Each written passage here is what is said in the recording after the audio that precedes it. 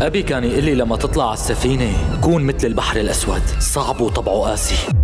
ما رح أسمح إنه يصير لك أي شيء حتى لو بموت كمان. ما دخلك اترك إيدي. أنا برجيك يا طاهر. أنا ماني إلك وبعمري ما رح أكون.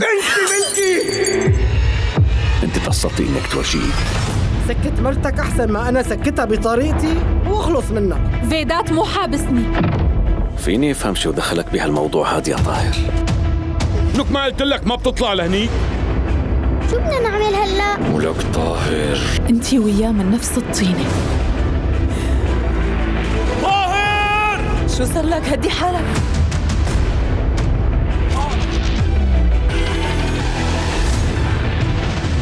أنت كمان رح تنأذى طاهر. نفس شو بكي؟ أنا ما رح أتركك لحالك.